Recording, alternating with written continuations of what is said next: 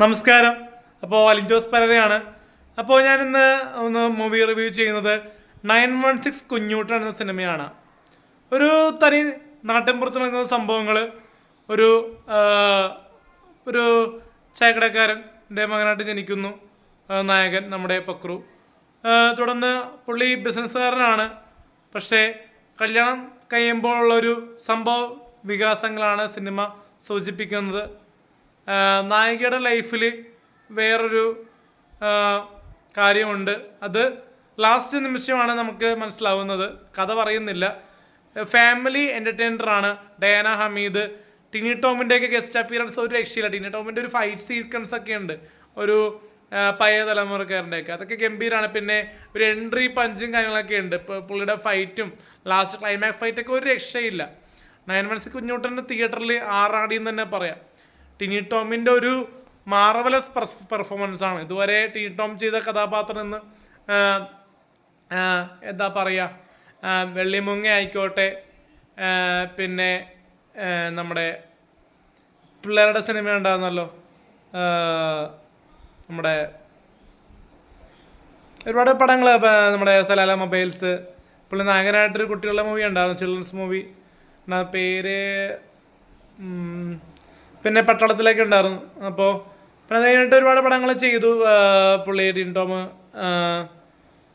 ഇപ്പോൾ ജഡ്ജായിട്ട് കോമഡി മാസ്റ്റേഴ്സിലൊക്കെ ഉണ്ട്. പിന്നെ രാത്രികളൊക്കെ ഉണ്ടായിരുന്നു. പിന്നെ ബാഡ് ബോയ്സിലുണ്ടായിരുന്നു. ബാഡ് ബോയ്സിന് ശേഷം ഇപ്പോൾ പോലീസ് ഡേ വരാൻ പോകുന്നു അടുത്ത ആഴ്ച.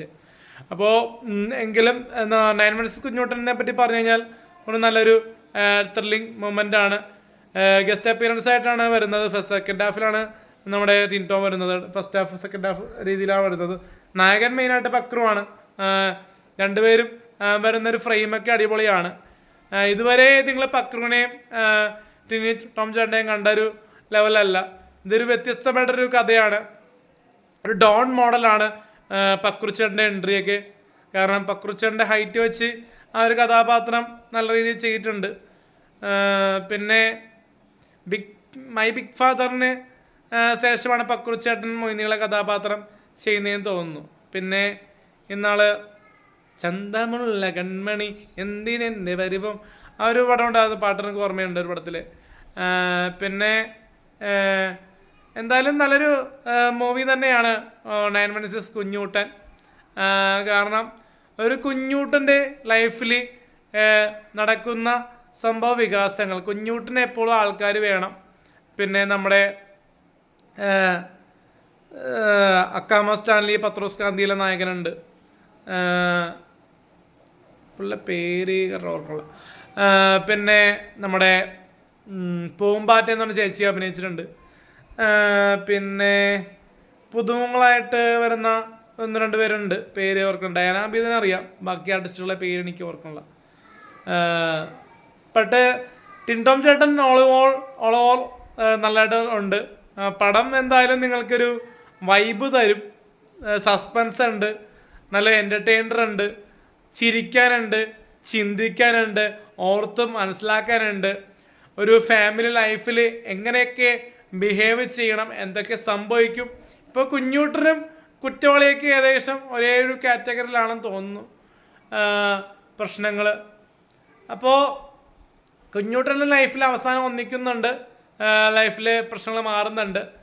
എന്തായാലും ഒരു നല്ലൊരു സിനിമ തന്നെയാണ് 916 കുഞ്ഞൂട്ടൻ 916 ആണ്. പരിശുദ്ധിയാണ് കുഞ്ഞൂട്ടൻ്റെ മുഖമുദ്ര. കുഞ്ഞൂട്ടനൊരു എന്താ പറയുക, പുണ്യനാപത്തീസ് ശേഷമാണെന്ന് തോന്നുന്നു പ്രൈവറ്റ് ലിമിറ്റഡിലാണ് നമ്മുടെ പക്രുചേട്ടൻ ബാങ്ക് ഉദ്യോഗസ്ഥനായിട്ട് വരുന്നത്. അപ്പോൾ അതിനുശേഷം ഒരു ക്യാരക്ടർ റോളിൽ നീള വേഷം, അതും ഓഫീസറൊക്കെ ആയിട്ടാണ് അഭിനയിക്കുന്നത്.